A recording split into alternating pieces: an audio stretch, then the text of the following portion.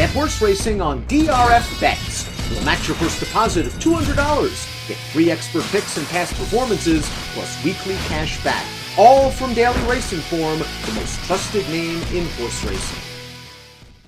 Hi everyone, 2 stakes races on Saturday at Del Mar as the relevance and significance of the stakes schedule begins to pick up. A couple of good stakes races this weekend for 2-year-olds. The Desi Arnaz for 2-year-old fillies. We're going to be talking about that in just a second. On Sunday is the Bob Hope Stakes, open to either gender, and Bob Baffert should be well represented in that race. Next weekend and the following weekend, closing week, are when the top stakes races of the autumn meet are scheduled to be run. 4 graded stakes races next week, 3 on grass, including Thanksgiving, the red carpet, and then a couple of grass stakes races further on down the road next weekend, the Hollywood Turf Cup and the Seabiscuit. And then on closing weekend, of course, the Grade 1 Hollywood Derby and Grade 1 Matriarch.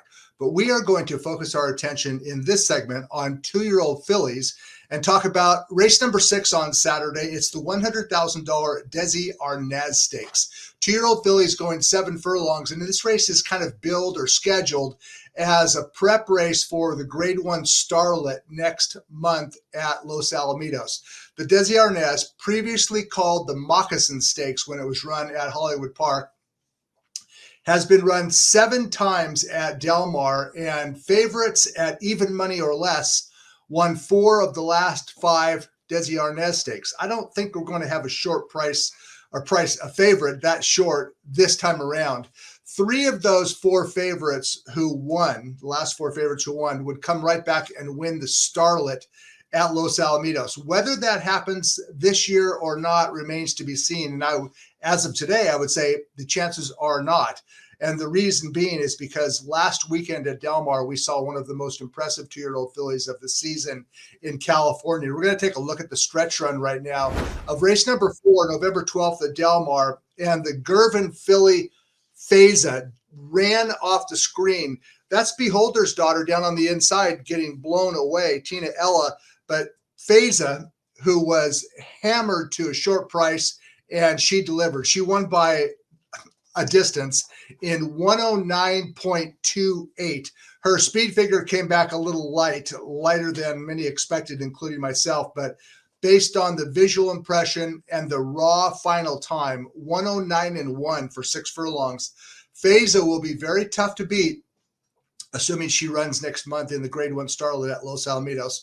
And that's where they are pointing, assuming she trains forwardly going into that race. Okay, let's look at the Desi Arnaz field. It's race number 6 on Saturday at Del Mar, and a field of 7 entered.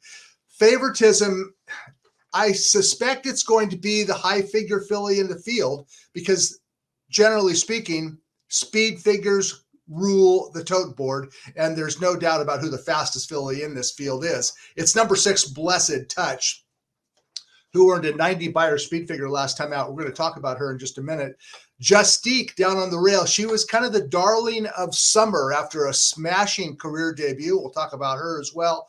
Bob Baffert has a pair in here, Hunting Coco and Parody, who is a late addition to the field, shipping in from Kentucky. But first off, let's talk about Hunting Coco. Hunting Coco, one of 2 Bob Baffert trainees. She's drawn in post 4 under Flavian Pratt. She made her career debut on September 4th at Del Mar. She's a daughter of Practical Joke, purchased for $200,000 as a 2-year-old. And Hunting Coco, boy, you don't see a Bob Baffert trained first-time starter slip through the cracks at odds of 7-1, but that's exactly what the price was on Hunting Coco in her career debut September 4th at Del Mar. Let's take a look at the stretch run of Hunting Coco. He sat second behind a very, very hot pace, 21-1, 44-4, and then she is going to say adios, and she was gone. She won by more than 6 lengths. She earned a 77 Beyer speed figure. The runner-up in this field, Carla, came back to win her next start. An impressive win and a $16 and change payoff for those of you who liked Bob Baffert first-time starters that got no action at all. Baffert ran her back in the Grade 2 Chandelier Stakes around 2 turns at Santa Anita. She completely misfired, Hunting Coco. She finished last by nearly 40 lengths. It was just a disaster. She's shortening back up to 1 turn on Saturday. She's back running over the track on which she won her career debut in September. And Hunting Coco should give a much better account of herself on Saturday than she did last time in the Chandelier. And if she runs back to her maiden win, she should be right in the hunt. In fact, she earned a higher speed figure than my top choice in the race, who we're going to talk about after we talk about the high figure filly in the field. And the high figure filly is none other than Blessed Touch. Tim Yakteen trains this daughter of Gervin, whose mid-pack debut was forgettable. She broke slow. She was in trouble. She ran around the track. And it was just one of those educational type runs that you watch again, you go, well, maybe this filly can run a little bit. We'll have to see what happens in her second start. What happened in her second start, I'm talking about Blessed Touch on October 8th at Santa Anita. Well, let's take a look at the stretch run, and you be the judge. She did what many second start maidens do. Blessed Touch improved a mile. She won by more than 8 lengths. This is a maiden race at Santa Anita, 6 furlong maiden race in 110 and change. And she won like a good filly.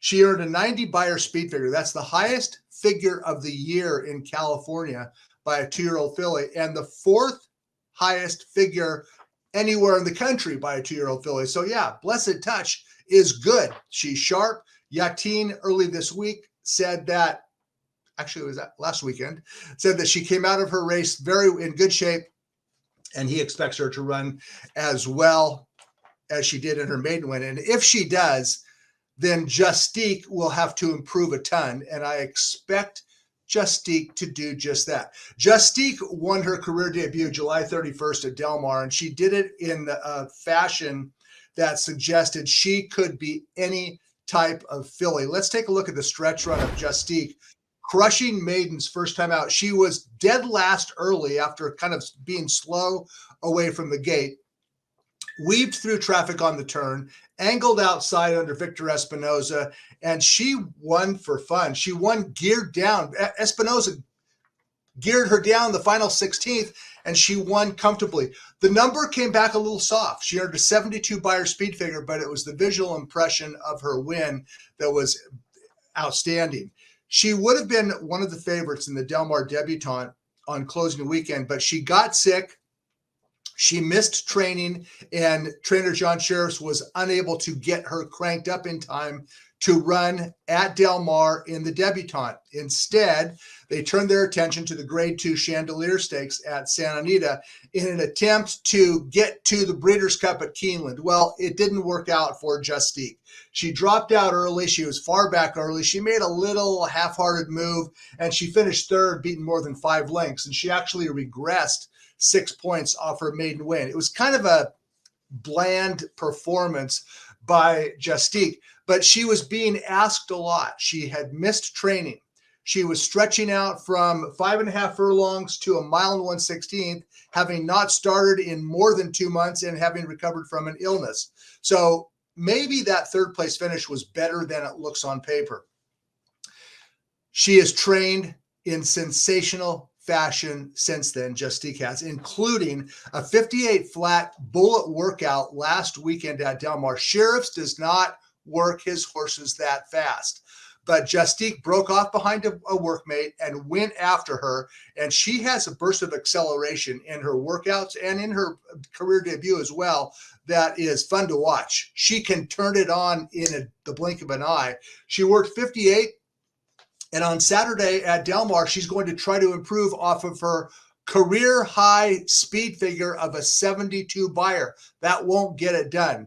She's a better filly than the numbers suggest Justique is. She'll have to catch a very fast filly who is among the fastest fillies in the country. I'm referring to Blessed Touch. And if you're looking for a crazy horse, this is way off the wall. Number 3, Naughty Lottie, goes route to sprint. She set the pace early in the Chandelier and backed up. She's turning back to one turn. She's changed barns since race. She's now trained by Keith DeSormo. Jockey Kent DeSormo, who is scheduled to make his comeback this week at Del Mar on Friday, is aboard Naughty Lottie. And I suspect that Naughty Lottie at least has a chance to outrun her likely high odds. She was 55-1 in the Chandelier, and she finished nowhere. You know her odds are going to be double digits on Saturday, Naughty Lottie. I don't think she's good enough, But if you're shopping for a crazy bomb, number 3, Naughty Lottie. I like Justique. I respect Blessed Touch. On paper, it seems like a 2-horse race. So Justique and Blessed Touch, the top choices in the Desi Arnaz Stakes, and we'll find out who takes on Feza next month in the Grade 1 Starlet at Los Alamitos. That's race 6, Saturday at Del Mar. Talk to you next time.